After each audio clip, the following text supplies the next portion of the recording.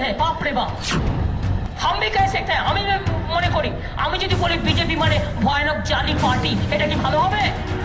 I will do that। सियासत में महिलाओं के गौरव की कहानी तो आपने खूब सुनी होगी। कुछ ऐसी ही कहानी है बंगाल की पहली महिला मुख्यमंत्री ममता बनर्जी की, जिन्होंने विद्रोह की लकीर से सत्ता की दशा और दिशा को ऐसा परिवर्तित किया कि पिछले 34 साल से सत्ता पर काबिज वामपंथियों का एक ही झटके में सफाया हो गया।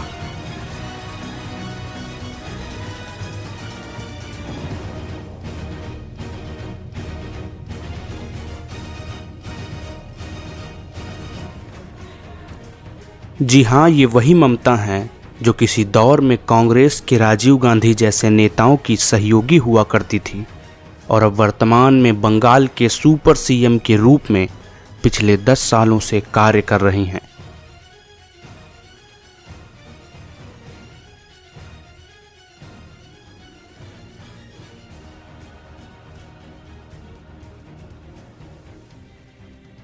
ममता बनर्जी का जन्म कलकत्ता के एक साधारण से ब्राह्मण परिवार में हुआ था।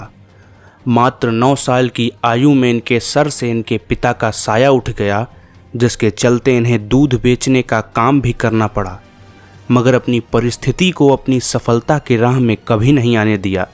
इन्होंने अपनी ग्रेजुएशन की पढ़ाई की, कलकत्ता विश्वविद्यालय से इस्लामिक हिस्ट्री में पोस्ट ग्रेजुएशन किया और कानून की डिग्री भी प्राप्त की।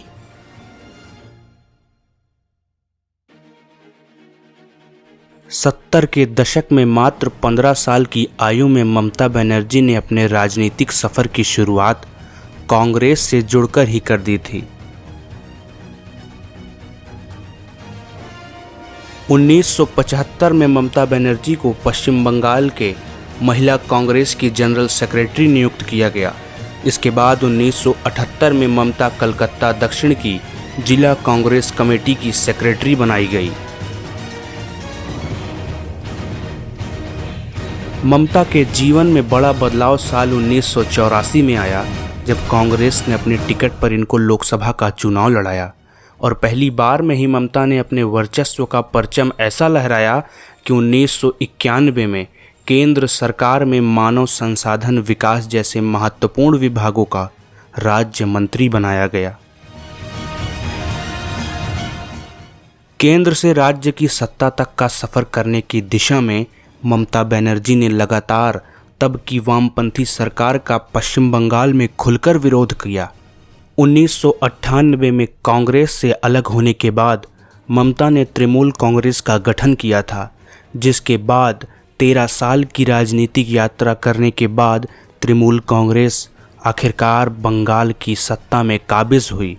मगर तृणमूल कांग्रेस को बंगाल की सत्ता में काबिज करने का श्रेय उस आंदोलन को जाता है जिस आंदोलन ने उस समय की वामपंथी सरकार की दिशा और दशा परिवर्तित कर दी थी।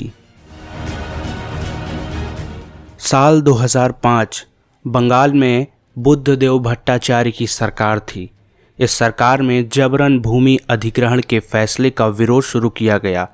इसके बाद सिंगूर और नंदीग्राम के हिस्से में ममता बनर्जी ने सरकार की नीतियों के खिलाफ जमकर आंदोलन किया।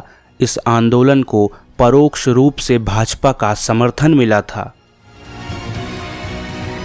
देखते ही देखते इस आंदोलन को इतना जन समर्थन मिलने लगा, जिसके बाद 2011 के विधानसभा चुनाव में ममता बनर्जी ने सक्रिय भूमिका निभाते हुए अपनी पार्टी को चुनाव में उतारा और 1998 में पार्टी के गठन के बाद 13 साल की अल्प यात्रा में ही तृणमूल कांग्रेस को पहली बार 34 वर्ष से सत्ता पर काबिज वामपंथी सरकार को सत्ता से हटाने में कामयाब हुई।